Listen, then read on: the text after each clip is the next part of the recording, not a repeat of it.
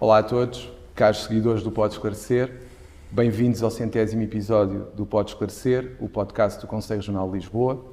É com uma enorme honra e um sentimento de profunda gratidão que hoje nos encontramos num local tão emblemático e tão significativo para a justiça portuguesa, a Procuradoria-Geral da República. Este marco não poderia ser mais especial, pois temos o privilégio de contar com a presença do Sr. Procurador-Geral da República, Dr. Amadeu Guerra, como nosso ilustre convidado. A sua participação neste episódio centenário é um testemunho do caminho que percorremos e do reconhecimento que o Pode Esclarecer conquistou no panorama jurídico nacional. Quando iniciámos esta jornada, fizemos-lo com alguma hesitação, mas com muita determinação. O que começou como uma iniciativa tímida, transformou-se numa voz respeitada e influente no mundo jurídico português, graças ao apoio constante dos nossos ouvintes e à generosidade dos nossos convidados. Não posso deixar de recordar com saudade e profundo respeito o nosso 50º episódio. Nessa ocasião, no Conselho Regional de Lisboa, tivemos a honra de receber a anterior Procuradora-Geral da República, a saudosa doutora Joana Marques Vidal, cuja recente partida nos deixou a todos mais pobres. A sua contribuição para o Pode Esclarecer e para a justiça portuguesa permanecerá para sempre na nossa memória. Para tornar este episódio ainda mais especial, tenho o prazer de anunciar que estarei acompanhado na moderação por duas figuras bastante relevantes do panorama jornalístico português. O David Diniz, editor do Jornal Expresso, e o Henrique Machado, editor de Sociedade da TVI e da CNN. A sua experiência, certamente, enriquecerá a nossa discussão. Gostaria de aproveitar este momento para expressar a minha profunda admiração pelo Dr. Amadeu Guerra, a quem, permita-me, elejo como a personalidade do ano na área da justiça. O Dr. Amadeu Guerra aceitou a nomeação para Procurador-Geral da República como uma verdadeira missão, um gesto que nos deve fazer refletir a todos. Este espírito de missão deveria estar presente em todos os agentes do sistema judicial, dada a sua enorme relevância na sociedade portuguesa. A sua dedicação e compromisso, quanto a mim, são um exemplo inspirador para todos nós e devem fazer-nos refletir sobre a importância fundamental do sistema judicial no funcionamento de uma sociedade justa e democrática. Permitam-me aqui uma reflexão pessoal. Neste momento de celebração, não posso deixar de partilhar convosco um sentimento agridoce. Enquanto celebramos esta marca significativa, já sinto alguma tristeza pelo facto de, muito provavelmente em breve, ir abandonar este projeto que tem sido uma espécie de filho para mim.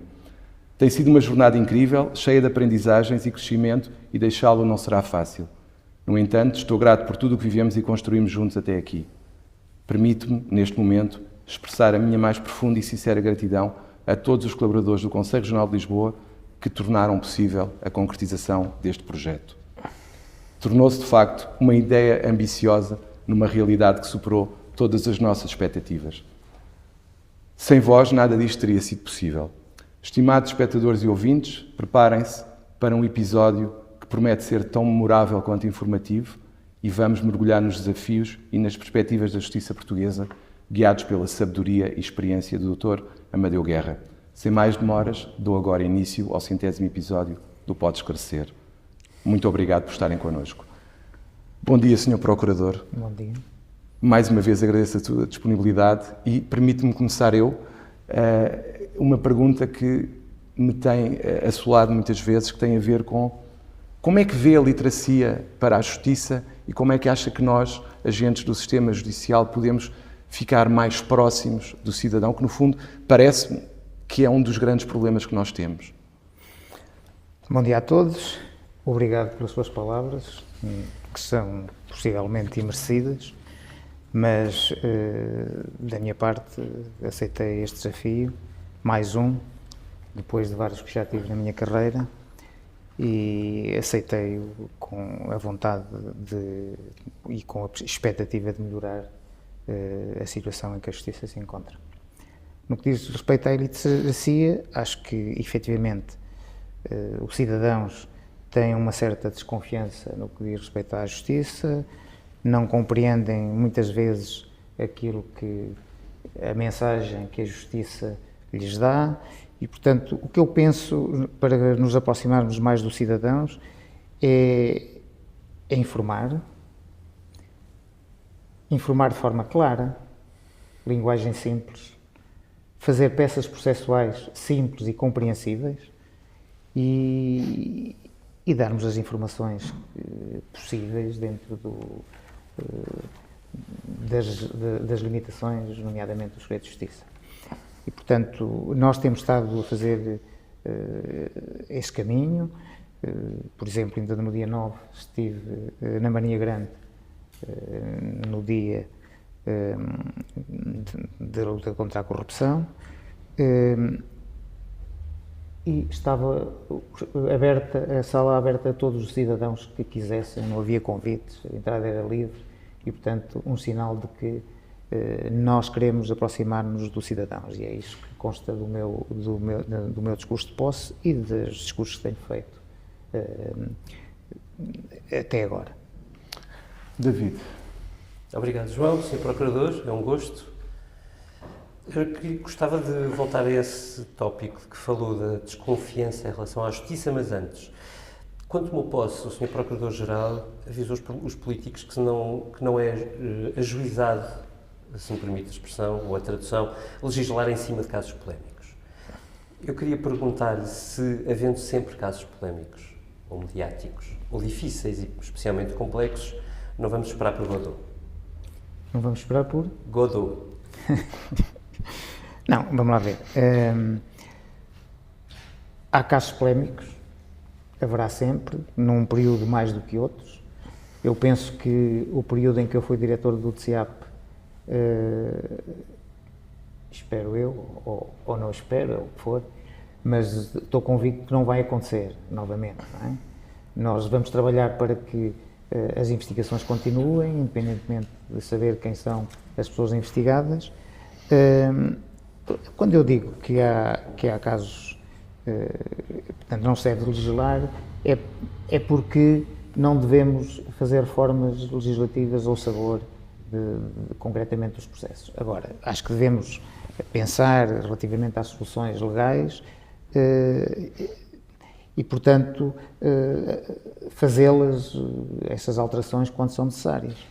Agora, eu penso que a situação em que a justiça se encontra, em termos globais, não tem a ver essencialmente com a legislação, tem a ver normalmente com os meios de todas as entidades. E, portanto, é isso. Sr. Procurador, quando falamos de justiça, sobretudo em termos públicos e mediáticos, falamos muito do flagelo da corrupção. Coincidiu esta nossa conversa com o Dia Internacional do Combate à Corrupção e o país, infelizmente, habituou-se ao longo de muitos anos a discursos inflamados nestas alturas simbólicas, anúncios de grandes estratégias, de grandes pactos de regime. Aquilo que eu lhe perguntava é, agora que inicia estas funções, o que é que para si é decisivo que se mude no combate à corrupção? Que alterações entende que devem existir?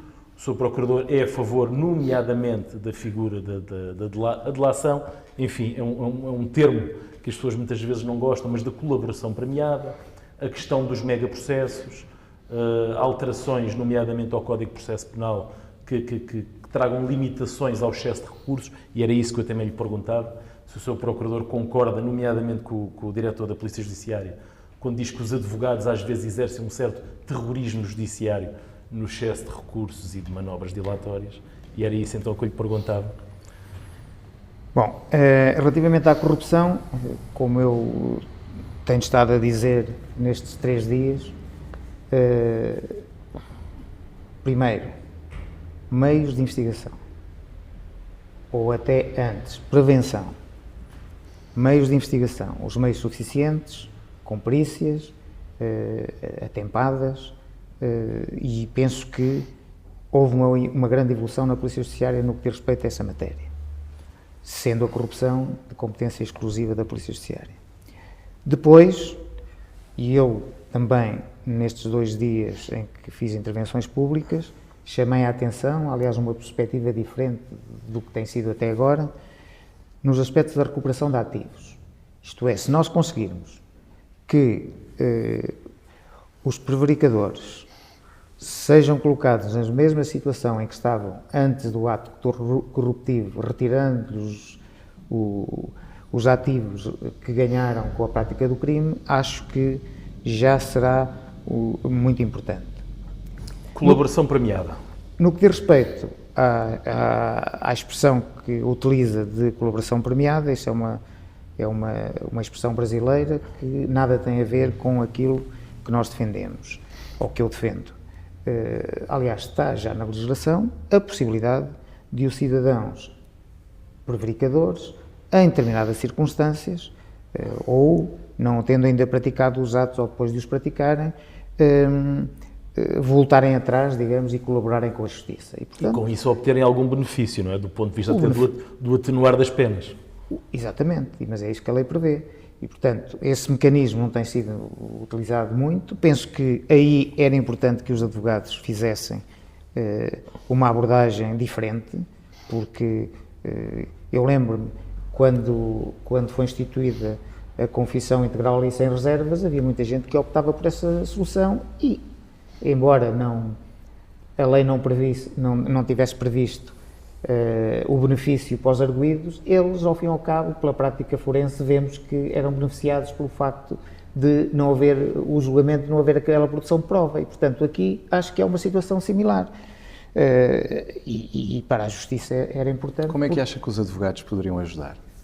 Chamando a atenção dos clientes que a solução de colaborar com a Justiça era importante, nomeadamente para eles.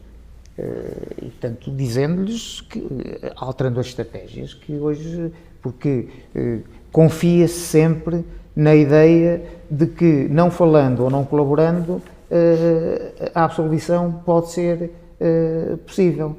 E eu, depois, hoje em dia, o que dificulta a investigação é exatamente isso, mas nós depois temos que ir à procura das contas, temos que ir à procura das offshores, temos que fazer cooperação internacional a pedir contas bancárias e, portanto, dificulta-nos um bocado mais. Se tivéssemos colaboração, isso seria mais fácil. Agora, pronto, se não há colaboração, temos que ir pelo nosso caminho. E, portanto, é a questão dos recursos, muito em concreto. Há excesso de recursos ao dispor das defesas que vão criando entropias no... Os arguidos aproveitam os meios que a lei permite. E, portanto, agora também o célebre 670 que está agora a ser aplicado, penso que já tem um antídoto para essas situações que possam existir. E, portanto, refere-se à Operação Marquês? Não me refiro à Operação Marquês, refiro-me às decisões dos juízes que têm sido dadas ultimamente. Por acaso, na Operação Marquês. Eu estou atento a todas as situações e, portanto, o que eu acho, e mais, também a lei prevê as situações de litigância de má-fé, que acho que deviam ser aplicadas quando há litigância em concreto, o juiz depois apreciará no caso concreto. Mas, na sua opinião, é isso que tem existido na Operação Marquês, nomeadamente o excesso de recursos do relativamente a processos concretos, antigo eu não falo. Primeiro-Ministro. E, portanto, o processo está a decorrer, a comunicação social soube que vai para julgamento. Deixa-me só fazer uma pergunta, David, já agora interromper. Acha que a questão da litigância de má-fé deveria, então, ocorrer mais vezes, e não ser, no fundo, uma questão que quase nunca é levantada? Eu acho que a litigância de má-fé está lá no Código para isso, já há muito tempo. E, portanto, mas não é só na área crime, é também na área civil e noutras áreas. Não é? Mesmo na área dos menores e da família, nos divórcios, há muita litigância de má-fé aí, não é? Sim. Sr. Procurador, deixe-me voltar à expressão que usou no início deste podcast. Existe uma certa desconfiança em relação à Justiça. A própria Ministra da Justiça admitia numa entrevista recente que a Justiça está descredibilizada. Eu queria lhe perguntar isto da seguinte forma. Numa parte da sociedade portuguesa, e isso foi público no momento de procurar um sucessor para Lucília Gago, sua antecessora, assim como é público em várias sondagens que vão sendo publicadas, há um receio aparentemente crescente na sociedade portuguesa de que algumas pessoas no Ministério Público, sem generalizar, estejam presas a agendas partidárias ou antipolíticas. E eu repito, partidárias ou antipolíticas. Eu queria lhe perguntar se acha que há. Eu acho que não. Acho que não. Eu penso que o Ministério Público tem mais que fazer do que se preocupar com as situações políticas. E, portanto, para mim, sou um grande defensor da separação de poderes. Tenho, sempre que posso, às vezes posso fazer qualquer intervenção ou até ser mal interpretado, como já aconteceu, que foi dito que eu era favorável a que nos processos do INEM se investigasse tudo e depois generalizaram que também os políticos, e portanto isso não foi assim. E portanto a nossa atividade é muito simples: investigar, sem olhar a quem. Os processos para nós, os cidadãos são todos iguais e portanto temos o nosso caminho. Existe esta desconfiança numa parte da sociedade portuguesa? Ou seja, consegue perceber porque é que a falta de confiança, se quiser, a desconfiança, a expressão que usou em relação à justiça, porque é que existe? Consegue perceber-nos ou explicar-nos isso? Existe porque os cidadãos, nomeadamente, o que os preocupa muito, e eu nestes 4 anos que estive fora convivi com muitos cidadãos, nomeadamente no café, e conversava com reformados da minha zona. Eu moro em Benfica, portanto é uma zona onde há muitos reformados, e eu conversava muito com eles, gostava de conversar com eles. E o que eles dizem, e penso que é essa a percepção dos cidadãos, é que a justiça é muito morosa por causa de uma dúzia ou uma vintena de casos, porque não é morosa em muitas outras situações, que os ricos, se tiverem bons advogados, são julgados de forma diferente. Eu, por acaso, não, para mim os advogados são todos bons, uns melhores que outros, obviamente, mas quem decide são os magistrados, e portanto, e nós temos o nosso saber e a nossa competência, e eu digo-vos que, e da experiência que eu tenho, não é isso que determina a situação do julgamento. Nós sabemos. O Sr. Procurador falou e tocou exatamente na questão que eu tinha para lhe colocar a seguir, que é a percepção pública que se cria da morosidade da justiça e de poder existir uma justiça para ricos e outra para pobres, tem a ver precisamente com os casos públicos e mediáticos, uma dezena deles, provavelmente. Sabemos que o Sr. Procurador dificilmente o apanharemos a falar de casos em concreto, mas o que é certo é que isto é uma amostra também representativa do que se passa e que leva a esta percepção das pessoas.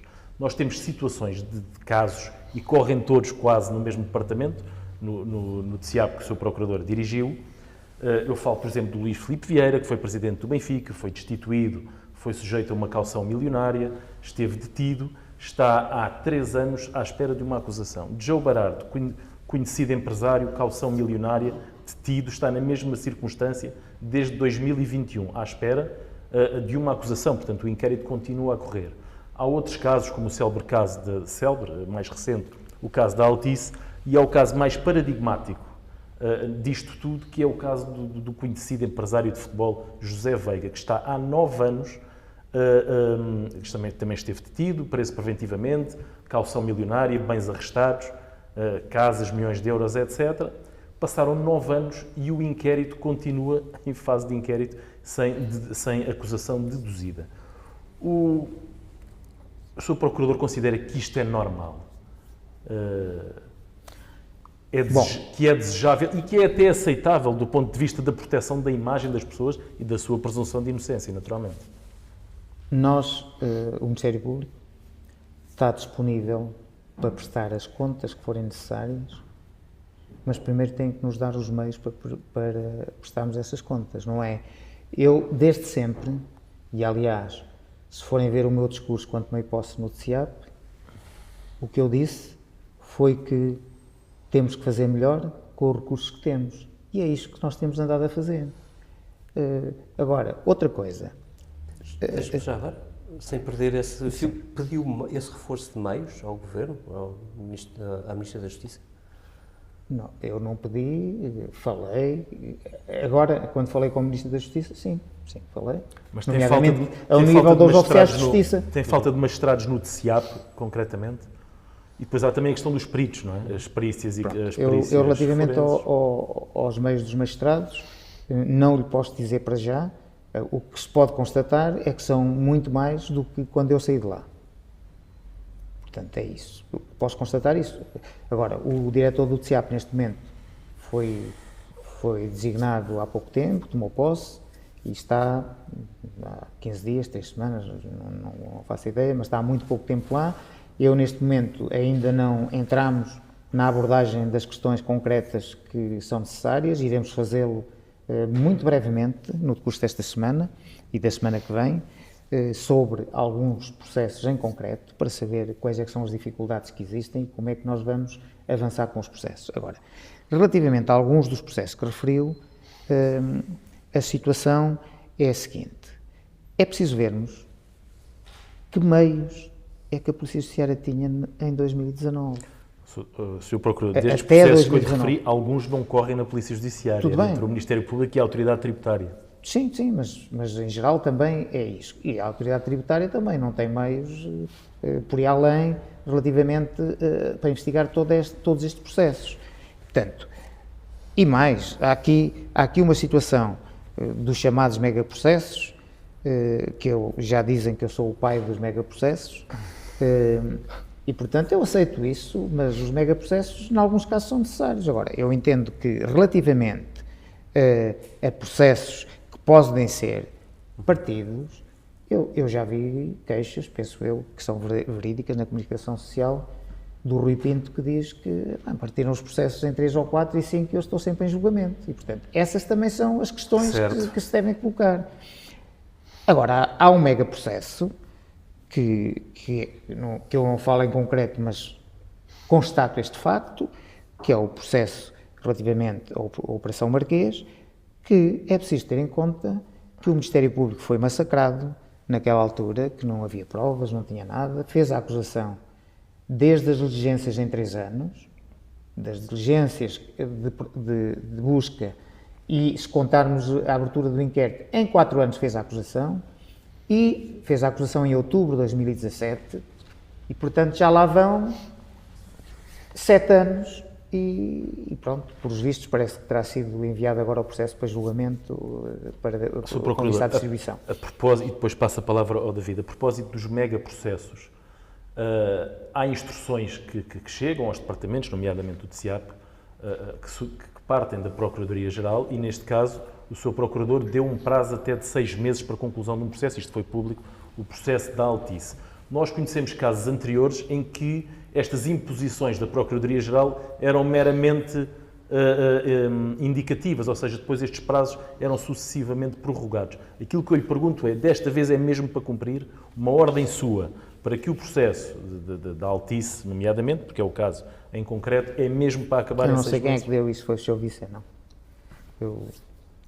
É ensinado por mim. Isto é notícia, foi público que o Sr. Procurador teria dado 6 meses para se concluir esse inquérito em concreto. Eu não tenho... A menos que isso, ou que não tenha passado diretamente por si. Pois, exatamente. É assim, numa primeira fase, o Sr. Vice despachava os processos do TSIAP. Como ele tem bastante que fazer, e eu também, nós decidimos entre nós... Mas esta pergunta serve para qualquer processo. Quando o seu Procurador disser que um determinado inquérito é para acabar em 3 meses, é mesmo para acabar em 3 meses? É isso que eu lhe pergunto. Os inquéritos não podem ser acabados nos prazos que são fixados. Uns podem, outros não.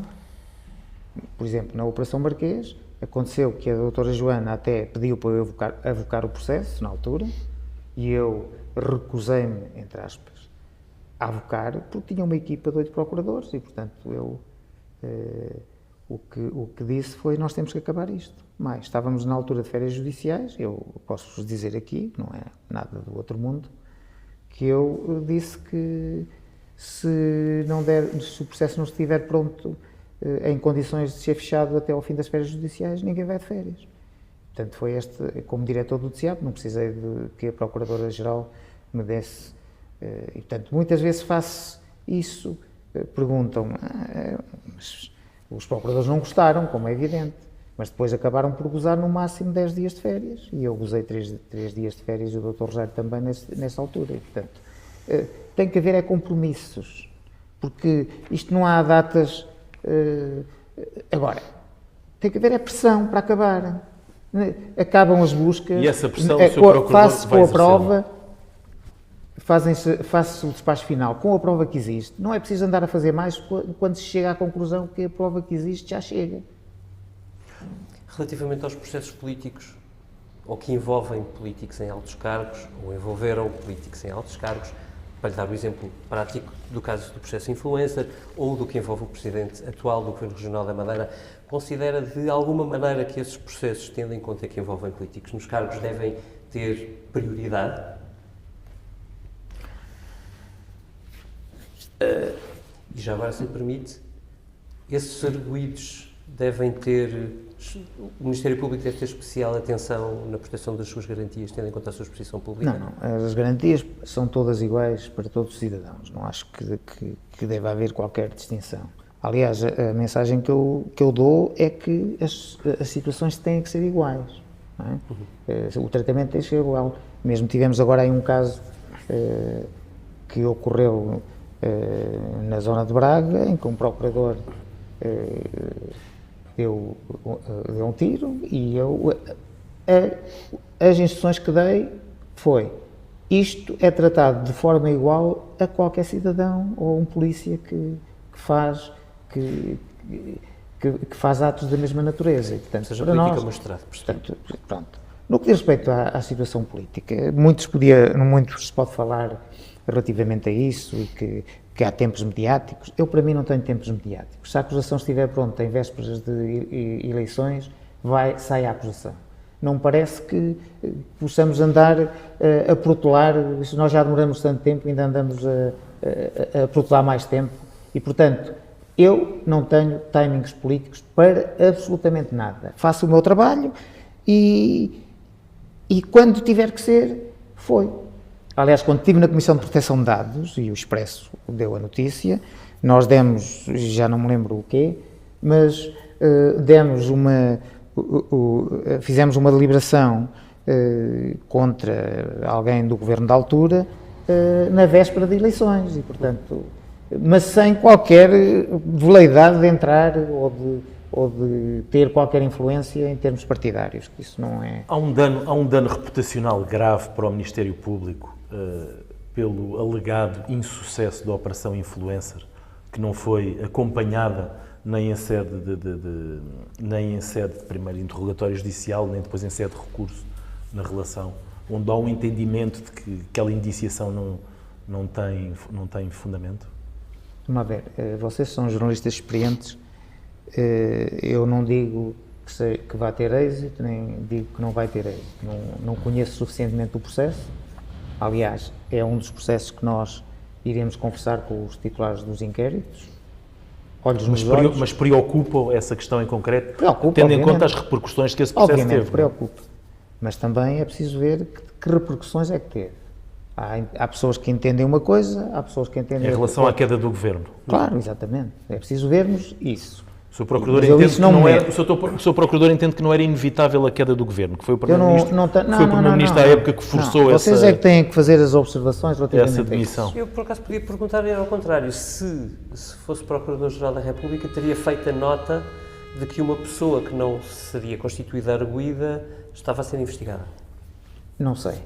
Depende das circunstâncias que eu não conheço. Eu estava fora e, portanto, sim. Não conheço as circunstâncias. Mas o Procurador seguramente conhece, nomeadamente, o acórdão da relação que diz que a indiciação que não tem os fundamentos... Eu respeito os acórdãos todos. A questão de fundo é esta.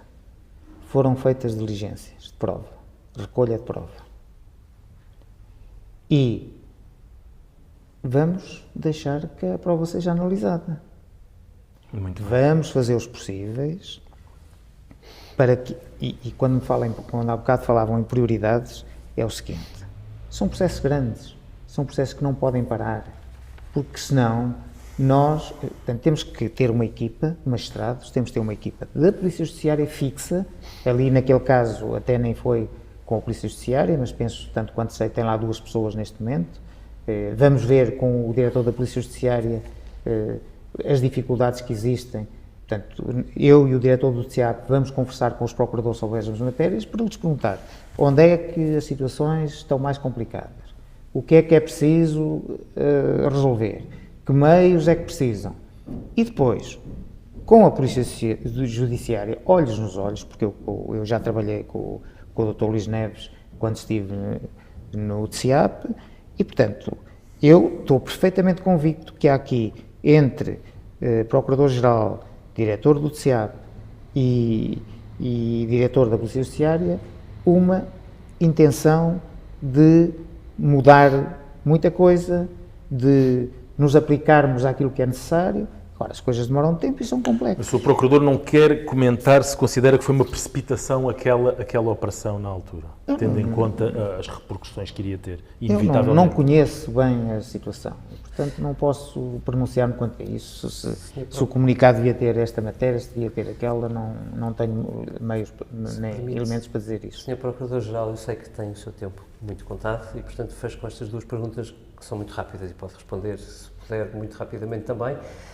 A primeira é se pode dar-nos a garantia que nesse estudo dos casos mais mediáticos e mais complexos que se propõe fazer, se pode dar a garantia a todos, incluindo aos visados, de que se perceber que não existe prova material para levar a julgamento, que o Ministério Público está pronto para deixar cair processos. Segunda pergunta é se, tendo em conta esse seu objetivo, esse seu método de trabalho, a colocar, digamos assim, se me permite a expressão, mãos na massa, se isso quer dizer que não se sente, enquanto Procurador-Geral da República, como a Rainha de Inglaterra, como disse o seu antecessor. E isso vem a propósito da questão da intervenção hierárquica também, não é? Olha, no que diz respeito à intervenção hierárquica, eu estive 6 anos no TSIAP e nunca precisei de qualquer instrumento hierárquico para fazer e para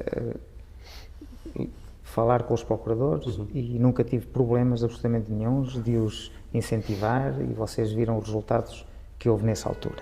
Portanto, isso para mim é preciso saber trabalhar com as pessoas e incentivá-los e pôr-nos ao lado deles para estarmos sempre atentos e pós defender.